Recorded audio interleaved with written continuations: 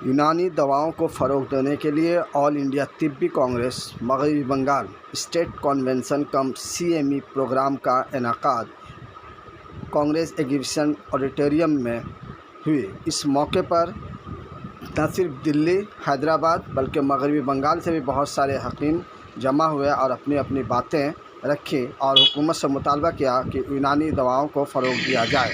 आइए सुनते हैं हकीम पहले तो सालिम यूनानी साहब। दवा ही लोग इलाज करते थे, आयुर्वेदिक यूनानी। लेकिन धीरे धीरे ये जब से ये हुआ अंग्रेज़ी दवा का सिलसिला, तो अंग्रेज़ी दवाएं बहुत सारी कंपनियां बनानी शुरू की और उसका हर जगह मिलना शुरू हो गया था। वो आसानी से दवा मिल जाती थी और यूनानी दवा वाले जितने दवा खाने वाले थे वो कूट काट करके अपने खुद घर में बनाते थे और उसके बाद दिया करते थे तमाम मरीजों को। तो वो अपने यहाँ जो मरीज आता था उसको दवा बना के वो देते थे। अब पहले मुफ़्त दवा से, जड़ी बूटी से इलाज करते थे, उसके बाद बनी बनाई दवा से इलाज करना शुरू किया था।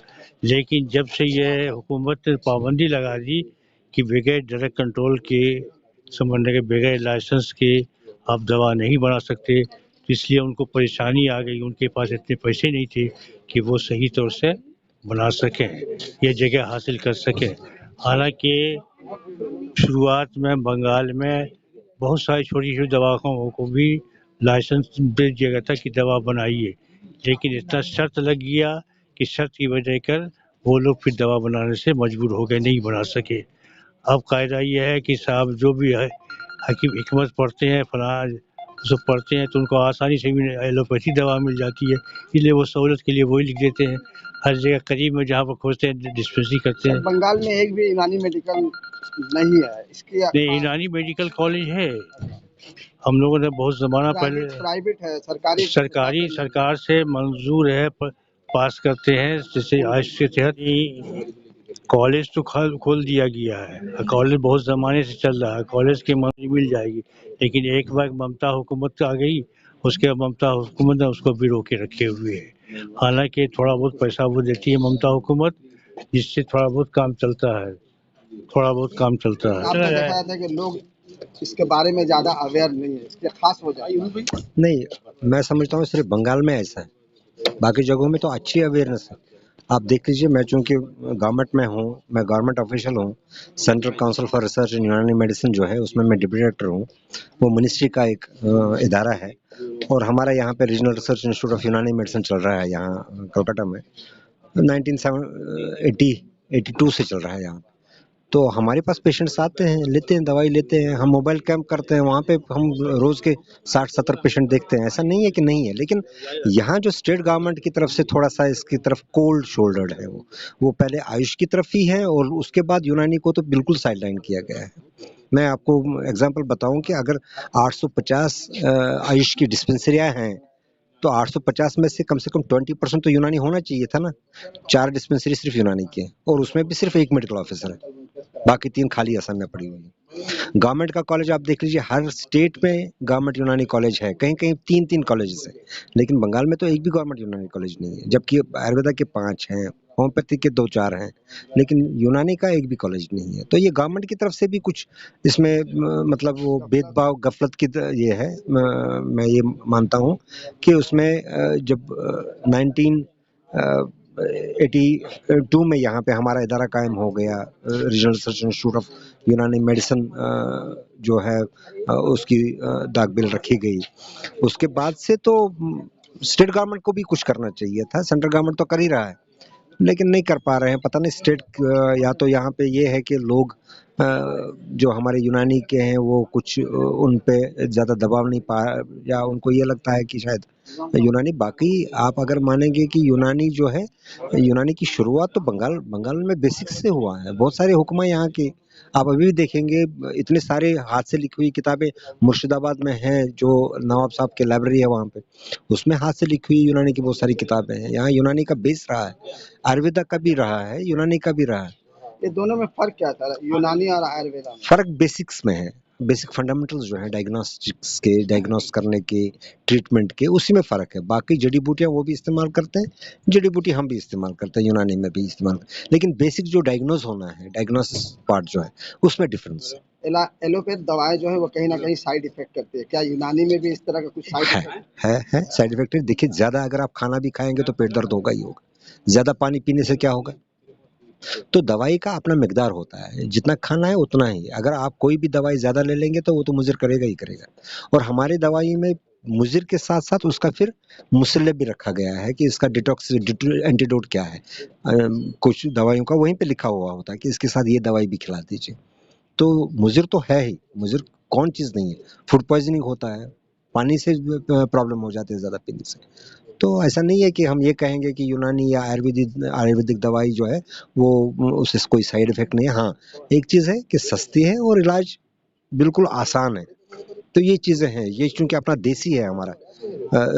आप देख लीजिए, आप जो जो जो प्रेजेंट गवर्नमेंट है, सेंट्रल गवर्नमेंट, जो आदरणीय प्रधानमंत्री हैं मोदी जी हैं, वो कितना बढ़ावा देते हैं क्योंकि उनको मालूम है इसमें हमारा पोटेंशियल है, इसमें हमें कोई कम्पीट नहीं कर सकता।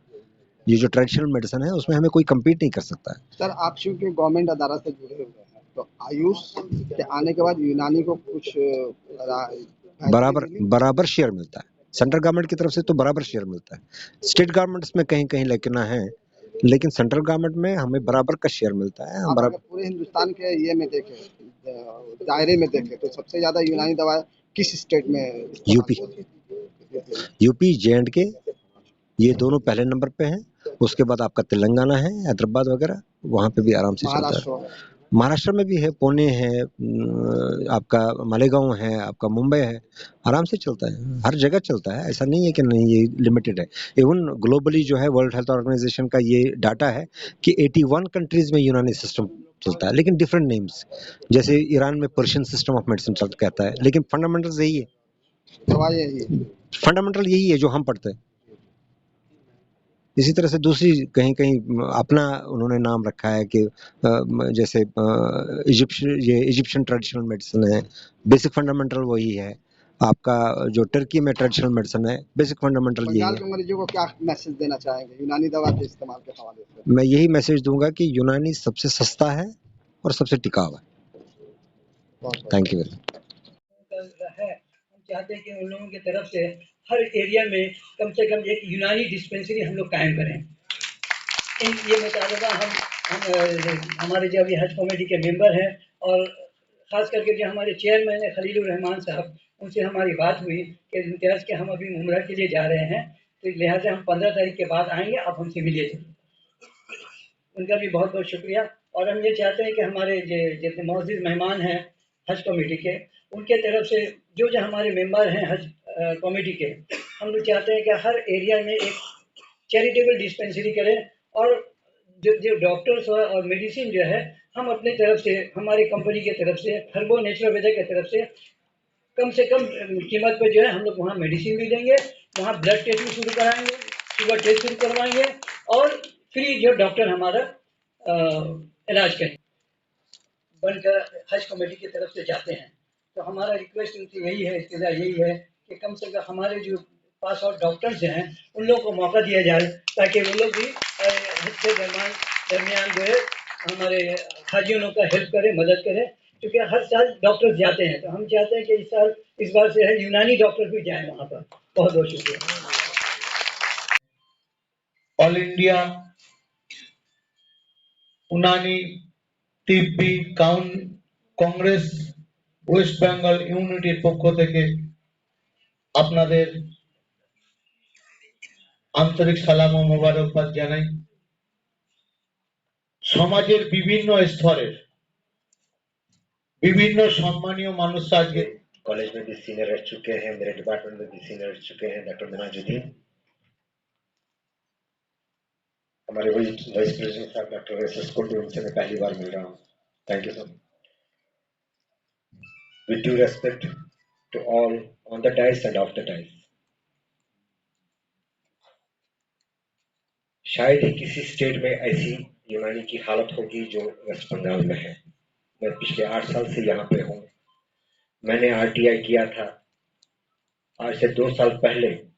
850 आयुष डिस्पेंसरी सैंक्शन है और सिर्फ 4 यूनानी की है।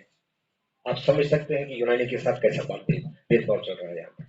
हालांकि मैं सरकार के खिलाफ नहीं, क्योंकि I am from central government. यहाँ पे एक परेशानी ये है कि if you are from central government you are Modi, अगर स्टेट गवर्नमेंट से है या ममता। यहाँ पे जो हमारा रीजनल रिसर्च इंस्टीट्यूट है वो 79 से है। वो कांग्रेस गवर्नमेंट में भी रीजनल रिसर्च इंस्टीट्यूट था, स्टाफ वही था। वो जनता पार्टी के गवर्नमेंट में भी वही इंस्टीट्यूट था, वही स्टाफ था। बीजेपी गवर्नमेंट में भी वही, जब ममता जी कांग्रेस के साथ थी तब भी वो इंस्टीट्यूट यहीं पे था, स्टाफ वही था। जब वो बीजेपी के साथ गठबंधन करके सरकार बनाई तब भी वो इंस्टीट्यूट था, वही स्टाफ था। तो अब बैर क्यों? अभी हम मोदी कैसे हो गए और वो ममता कैसे हो गई? ये स्टेट गवर्नमेंट के साथ है। हमारे मंत्री ने, ऑनरेबल मिनिस्टर ने एक लेटर लिखा था कि इस इंस्टीट्यूट के लिए लैंड दिया जाए। इंस्टीट्यूट पब्लिक का होता है, ये किसी पॉलिटिकल पार्टी की प्रॉपर्टी नहीं होती है। इसमें जो खर्चा होता है वो आम आदमी का, टैक्स पेयर का पैसा होता है। न बीजेपी इसको फंड करता है, न तृणमूल फंड करता है। अगर यहाँ पे कुछ बनता है वो पब्लिक के लिए बनता है, वो किसी पार्टी का निशान नहीं बनता। चीफ मिनिस्टर को लेटर लिखा गया 2018 में, अभी तक वो लेटर का निशान ही नहीं मिला। यहाँ पे जो सरकार के साथ जो लोग जुड़े हुए हैं, हमारे इम्तियाज साहब हैं, हमारे हज कमेटी के ऑनरेबल मेंबरान हैं, क्या कभी किसी ने ये आवाज, कभी किसी ने ये बात लाई मुंह पे कि 850 अगर यूनानी, अगर आयुष डिस्पेंसरी है यूनानी के लिए सिर्फ 4 ही क्यों? बीजेपी गवर्नमेंट, आसाम में 20% है बीजेपी गवर्नमेंट, हरियाणा में 20% है बीजेपी गवर्नमेंट, महाराष्ट्र में 20% है बीजेपी गवर्नमेंट, एमपी में अभी ताजा 10 लोग अपॉइंट हो गए बीजेपी गवर्नमेंट। तो क्या हम मान के चलें कि यूनानी के लिए बीजेपी का अच्छा बर्ताव है as compare to other non BJP government?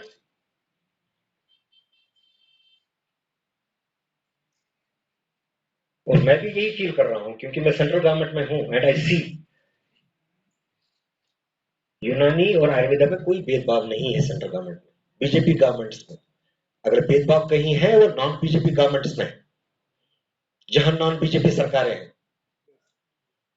ये बात मैं एज गवर्नमेंट ऑफिशियल नहीं, एज अ प्रैक्टिशनर ऑफ यूनानी मेडिसिन मैं अपील करता हूं, यहाँ पे जो भी हमारे सरकारी अहदेदारान हैं स्टेट गवर्नमेंट के, वो कम से कम कोई इंसाफ करे, लेट देम बी जस्टिफाइड।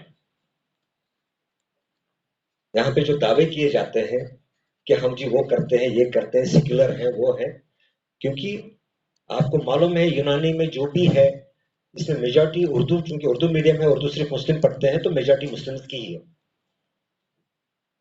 और यहाँ पे मैं देखा हूं जो भी फैजान साहब हमारे थे प्रोजेक्ट ऑफिसर, जो पहले अंडर यूनाइटेड कॉन्फ्रेंस के प्रेसिडेंट हुआ करते थे, जो उन्होंने काम किया है बस वहीं पे रुका हुआ। उन्होंने काउंसिल कायम की थी, वो काउंसिल रही। उन्होंने कॉलेज कायम किया था, वही रहा। उन्होंने जो रीजनल रिसर्च इंस्टीट्यूट है उन्होंने यहाँ पे लाया था, जिसका आज मैं हेड हूं। जो काम उन्होंने किया वही रहा बस, उसके बाद भी कुछ भी डेवलपमेंट नहीं हुआ। तो ये मतलब ये अचंभे की बात है। कलकत्ता से यूनानी का जन्म हुआ था। जो कलकत्ता मेडिकल कॉलेज आप देख रहे हैं आज, वो डिग्री कॉलेज था, उसी को कन्वर्ट किया गया। और अगर आप हिस्ट्री निकाल के देखेंगे तो पहला जब मेडिकल कॉलेज कायम हुआ तो उसमें वेद और हकीमी पढ़ाने आया करते थे, क्योंकि अंग्रेजों को बंगला आता नहीं था, उनको थोड़ा सा ट्रेनिंग देके उन्हीं को पढ़ाने के लिए। मैं हिस्ट्री पढ़ा हूं यूनानी की, कहां कहां क्या हुआ। तो अब तो पूरा नायाब है, हर स्टेट में लगभग साहब उसके गवाह हैं, हर स्टेट में कम से कम 1 या 2 यूनानी कॉलेज गवर्नमेंट की तरफ से हैं। लेकिन यहाँ पे इसका मैं समझता हूँ कि हमारी भी जिम्मेदारी है, हम भी जिम्मेदार हैं, क्योंकि हमारी तरफ से कोशिश नहीं हुई। हम सिर्फ दूसरी चीजों में फंसते रहे और जो भी गवर्नमेंट से सिर्फ एक ही मुतालबा होता रहा कि हमारे कॉलेज को ये गवर्नमेंट ओवरटेक करे, बाकी गवर्नमेंट को अपना कॉलेज खोले, ये तो कभी मुतालबा ही नहीं हुआ। और दूसरी बात, बंगाल के जो बेसिक बंगाली है वो बहुत कम यूनानी कॉलेज में एडमिशन ले लेते हैं। ये भी एक वजह है कि यहाँ पे यूनानी बहुत पिछड़ रहा है। दूसरे स्टेट से स्टूडेंट्स आते हैं, वो डिग्री लेके चले जाते हैं, और यहाँ कोई नहीं रहता है जो कि गवर्नमेंट पे कम से कम प्रेशर कर ले कि हमारी ये सिचुएशन है। क्योंकि आरईएमपी का तो इसमें कोई है नहीं। मेडिकल ऑफिसर का पोस्ट निकलेगा तो आरईएमपी अप्लाई नहीं कर सकता है। कॉलेज बने तो आरईएमपी का उसमें कोई नहीं है। आरईएमपी का सिर्फ ये है कि वो अपना प्रैक्टिस कर सकता है, और उसमें भी आप देख लीजिए, I don't think that more than 20% आरईएमपी यूनानी प्रैक्टिस करते हैं, नहीं करते। मैं देखा हूं, हमारे पास नुस्खे आते हैं। 20% मुश्किल से आरईएमपी जो यहाँ पे रजिस्टर्ड है वो यूनानी प्रैक्टिस करते हैं, बाकी सारे अपना एलोपैथिक चलाते हैं। हम नहीं कहते कि एलोपैथिक नहीं चलाना है, गवर्नमेंट कर रही है, अब इंटीग्रेट कर रही है, वो एलोपैथिक के साथ यूनानी भी चलाती है, आयुष चलाती है, आयुर्वेदा चलाती है, इंटीग्रेशन का काम चल रहा है। पिछले साल से अब तक हमने 6 अपॉइंटमेंट्स की, और आप यकीन नहीं करेंगे सिर्फ 2 बंगाल के थे, बाकी सारे बाहर से आ गए थे, क्योंकि यहाँ पे है ही नहीं कोई। हमें तो एमडी वाला चाहिए, एमडी है ही नहीं कोई। 2 लोग एमडी करके आ गए, दोनों अपॉइंट हो गए। 3 हमने उड़ीसा के लिए ले लिए, वो भी इसलिए कलकत्ता में इंटरव्यू करवा दिया कि कलकत्ता में कॉलेज है, कलकत्ता में लोग हैं बीएमएस करके, वो आएंगे इंटरव्यू के लिए, लेकिन कोई नहीं आया। हमारे पास है ही नहीं कुछ, बंगाल में कोई है ही नहीं। आप गिन गिन के हमारे पास 3 या 4 एमडी हैं बस। वो भी हमने ही एक बार, मैंने कोशिश करी थी दूसरे लोगों के साथ मिलके एमडी कोचिंग का, 1 साल के लिए कोचिंग कराई थी। 20 रजिस्टर्ड हुए, 20 में से सिर्फ 7 रेगुलरली आए, और 7 के 7 एमडी में सिलेक्ट हो गए। और इस साल शायद, इस साल या नेक्स्ट ईयर वो सारे कंप्लीट करके आ जाएंगे। हुकूमत से लेने के लिए। लेकिन साहब मैं आपसे ये कहूँगा कि देखिए, हमारे फैमिली मेंबर में मान लीजिए 5 आदमी हैं, सभी को बराबर का हिस्सा अगर चाहिए, आवाज उठानी पड़ती है।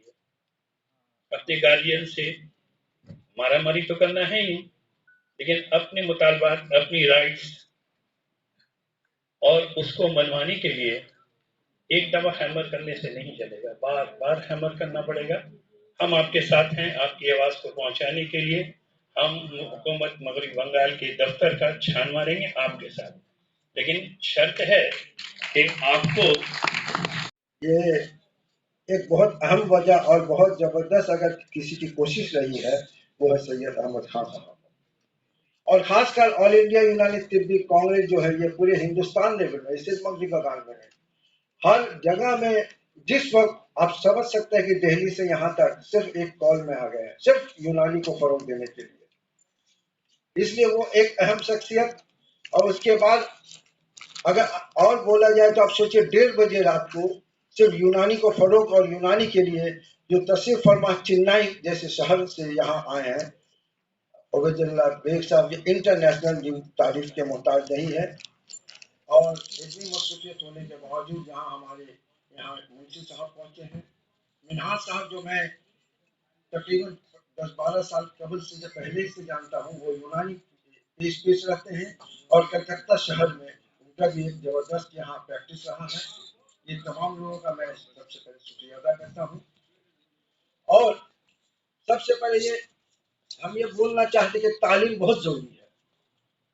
तालीम के बगैर इल्म नहीं, तालीम तो होना चाहिए ही, तालीम के बगैर इल्म नहीं, और जज्बा के बगैर इल्म मुकम्मल नहीं हो सकता है। जज्बात और जज्बा को भी रखना जरूरी है।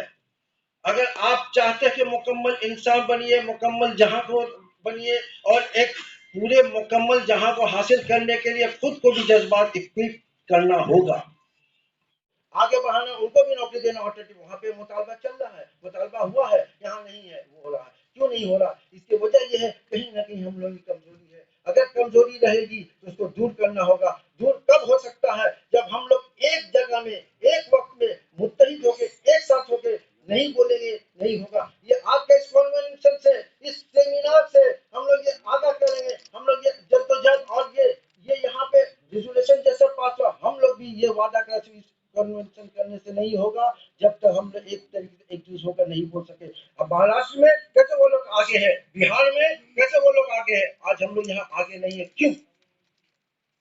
हम लोगों ने ऑल इंडिया यूनानी तिब्बी कांग्रेस पूरे हिंदुस्तान में तो चल रहा है, मगरबी बंगाल में। मेरा ये जो मेरे रिप्रेजेंटेटिव मौजूद है, मेरा सिर्फ उनसे एक ही सवाल है, ये है कि मगरबी बंगाल की सरजमी में आयुर्वेदा 5 कॉलेजेस है, होम्योपैथी के 12 कॉलेज है, यूनानी में एक कॉलेज, जो बेचारे प्रोफेसर डॉक्टर्स हैं उनको सैलरी तक कई महीना का नहीं मिलता। ऐसा क्यों है? ऐसा सौतेलापन होने का वजह क्यों है? 12 कॉलेजेस सोचिए, आयुर्वेदा में 5, सेंट्रल 1, गवर्नमेंट 2 है, होम्योपैथी में 12, यूनानी 1, मेडिकल ऑफिसर आयुर्वेदा में तकरीबन 500 है, होम्योपैथी में 1000 है, यूनानी में 1। क्यों? What is the reason behind this? Why this thing is happening? आखिर क्यों का यूं?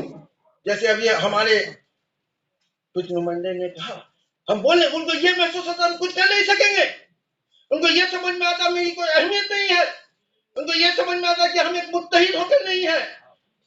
क्यों ऐसा है? और कुछ लोग तो कुछ हर जगह, हमको बोलने में कोई शर्म कोई झिझक महसूस नहीं होती, दलाल होते हैं, उनका काम ही है बिगाड़ो। यहां भी बहुत कोशिश हुआ, उनका काम एक ही मकसद है, अच्छा होला बिगाड़ो, या फायदा होला नुकसान करो। अरे करने वाले करेंगे, हम क्या कर रहे हैं? हमको अफसोस के साथ ये कहने पड़ रहा है। यूनानी सिस्टम मेडिसिन को बंगाल में इतना कमजोरी लग रहा है, क्यों ये मेरा मालूम नहीं है।